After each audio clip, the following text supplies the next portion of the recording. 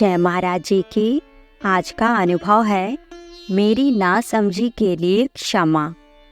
पूर्ण सद्गुरु द्वारा किए गए प्रत्येक कर्म में शिष्य का कल्याण निहित होता है। इसलिए एक शिष्य को आँख मूंद कर अपनी सद्गुरु भगवान पर विश्वास कर भक्ति पथ पर बढ़ते रहना चाहिए। पर मैं नासमझ भक्ति पथ से इस अमोघ सूत्र को भूलकर अपने गुरु पर ही संशय कर बैठी। यह बात कोरोना काल की है। उस समय हर ओर मृत्यु का बवंडर आया हुआ था और इसी घेरे में मेरी माँ भी आ गई। माँ के मृत्यु ने हमारे परिवार को भीतर तक झकझोर दिया।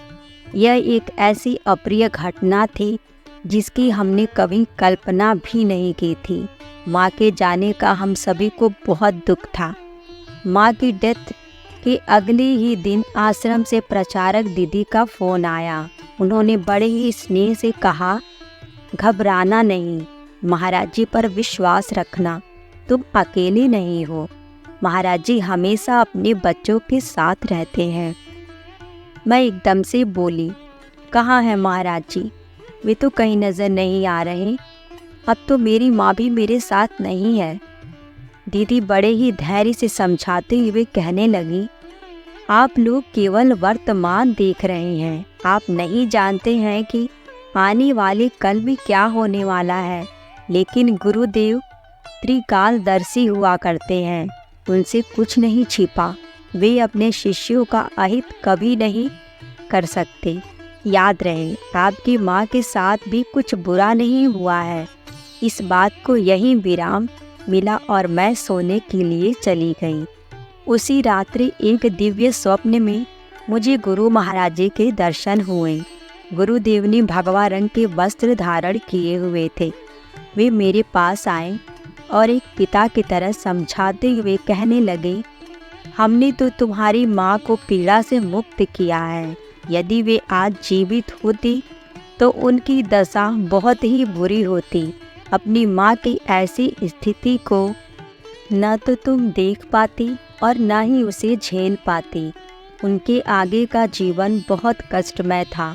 उनके अपने कष्ट के साथ साथ वह परिवार के लिए भी केवल एक बोझ बनकर ही रह जाती। गुरु ने न केवल उन्हें बचाया है, साथ ही साथ तुम सबको भी बचाया है। मैंने अपने मन की बात रखते हुए कहा, महाराज जी वे तो बहुत साधना सेवा किया करती थी, फिर उनके साथ ऐसा क्यों हुआ? उनके जीवन का वह कष्ट से भरा पन्ना आप हटा देते। गुरुदेव ने बड़े करुणामय स्वर में कहा, तुम चिंता मत करो, हमने उसे पीड़ा से ही मुक्ति दे दी है। वे हमारे पास ही है और बहुत प्रसन्न है।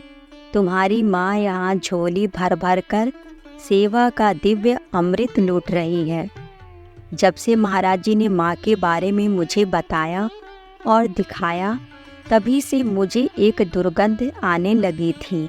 अब तो मुझसे वह दुर्गंध सही ही नहीं जा रही थी। अंतर्यामी गुरुदेव मेरी स्थिति को समझते हुए बोले, जिस दुर्गंध को तुम इस दिव्य अनुभव में सह नहीं पा रही हो, क्या तुम उसे रियल लाइफ में सहन कर सकती थी? यही दुर्गंध तुम्हारी माँ की देह से उठने वाली थी। गुरु महाराज जी के इस बात को सुनते ही मैंने तुरंत हाथ जोड़कर क्षमा मांगते हुए कहा, महाराज जी क्षमा कर दीजिए मुझे समझ में आ गया है कि आप कभी भी अपने शिष्यों का अहित नहीं करते हैं।